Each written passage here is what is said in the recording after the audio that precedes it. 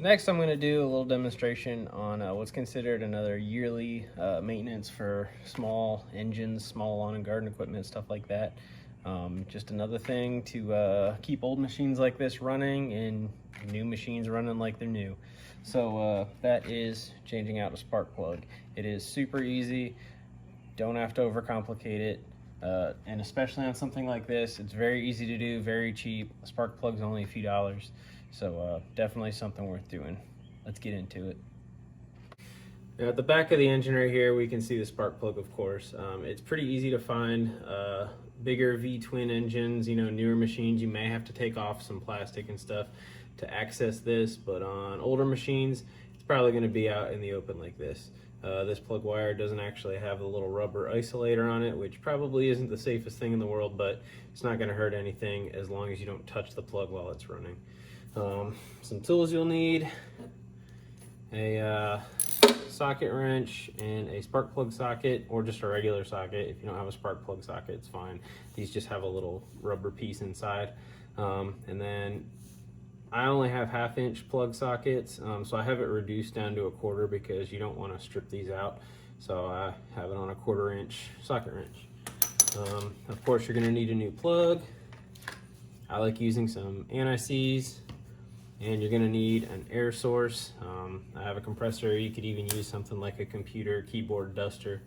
That would work fine. And I want to point out, maintenance like this, it seems easy for a lot of people, but if say you're brand new at something like this and you want to maintain the equipment yourself, you don't want to pay somebody, a video like this could be helpful to someone. So if you're watching this, hopefully it helps you.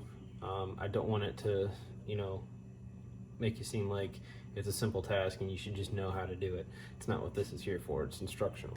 So to start out, we're just going to remove the plug wire. Pretty easy, pops right off. And you're going to take your socket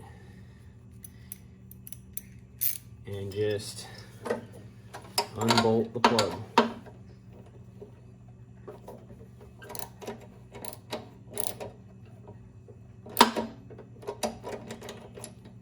And my socket's binding a little in there.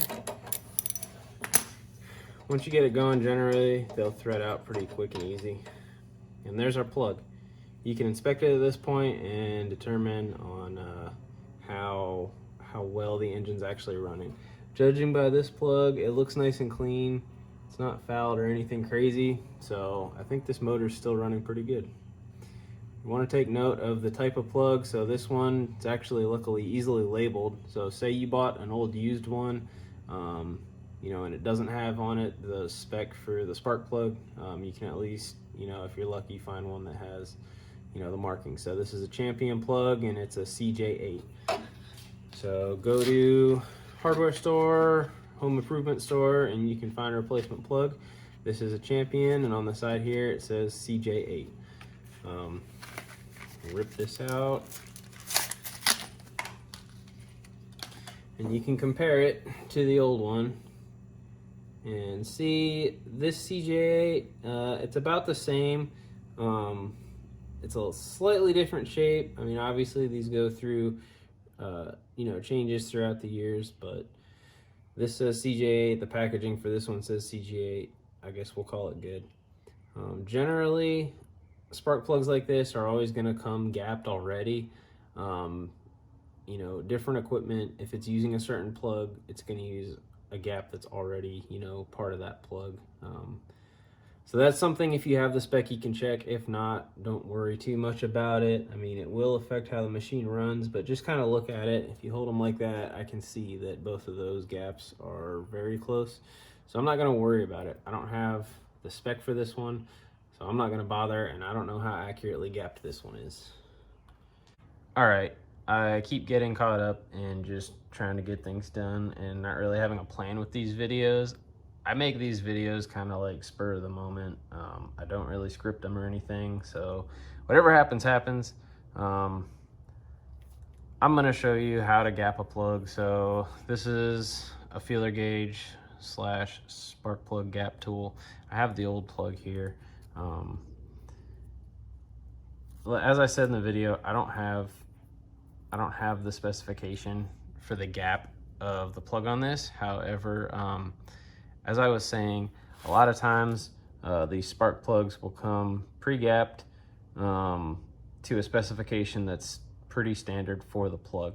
I honestly can say anytime I change a plug, anytime I look up the spec for it for like equipment that I have, generally I don't ever have to actually gap them. I'll check it and it's always where it needs to be. I don't ever really have to adjust them. Anywhere between, let's see, 30 thousandths here and 35 thousandths is right here. Generally in between there is where most plug gaps are, at least from the equipment I've used, the vehicles I've done. So I'm just going to check on. Basically all you do is you put the gauge up there, and this one isn't going in at all, so it's not quite 35, so I'd be willing to bet it's a 30 thousandths gap.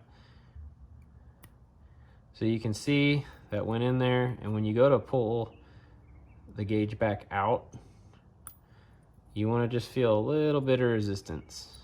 And sorry if this isn't focusing, it's kind of focusing on the mower. When you go to pull it out, you just want a little bit of resistance. If it comes out with no resistance, like it does there when I go down to, what's that say, 25 thousandths, that's not what you want. You want just slight resistance, and that's your proper gap. So 30 thousandths, I was right. 30 thousandths is the gap for this plug. So you can check the new one. I'd willing to bet that it's 30.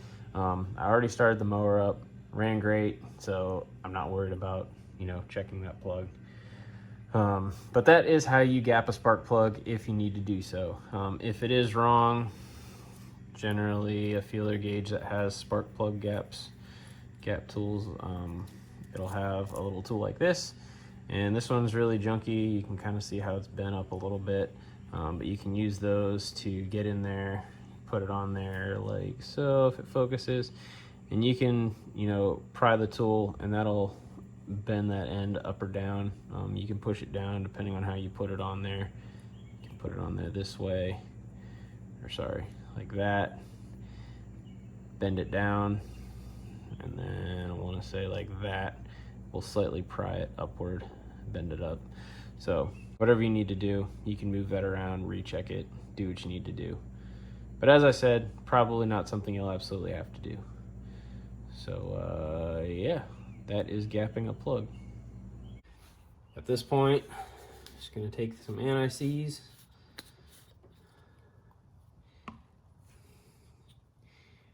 and put just a little bit on the threads, and then work that around with my finger.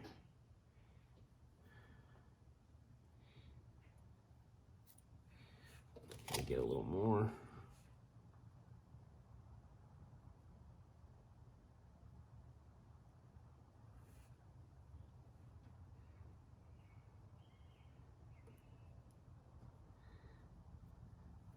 Something like that, nice and clean. Don't want anything too crazy.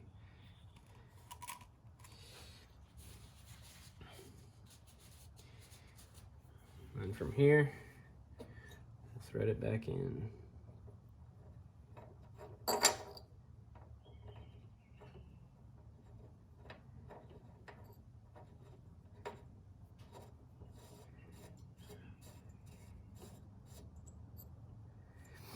Now, one thing I completely forgot to do on video here is use the air to spray around this before you take it out. Now, I already did that before when I actually pulled that plug out to get the part number off of it.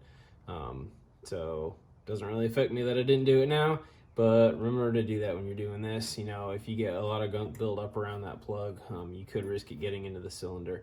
But like I said, I did do this one beforehand, so not too worried about it. At that point, we'll tighten it back down. Put our socket on there. And I don't go at the end of the handle literally on spark plugs like this. I just put my fingers right on the head of the socket wrench and just turn it till it starts feeling tight and won't move anymore. At that point, you're finger tight, and honestly, that should be just fine, especially with anti-seize on there. Kind of helps hold it in. So can then put our plug wire back on. And that is it. That is how you change spark plug. Super easy, very quick, and it'll keep your machine running. These, little plugs, little engines like this, it's a good idea to change plugs every season. So definitely recommend doing it. Hopefully this helped. Hopefully now you can go and change plugs on all your equipment. And at that, take it easy. Have a good one.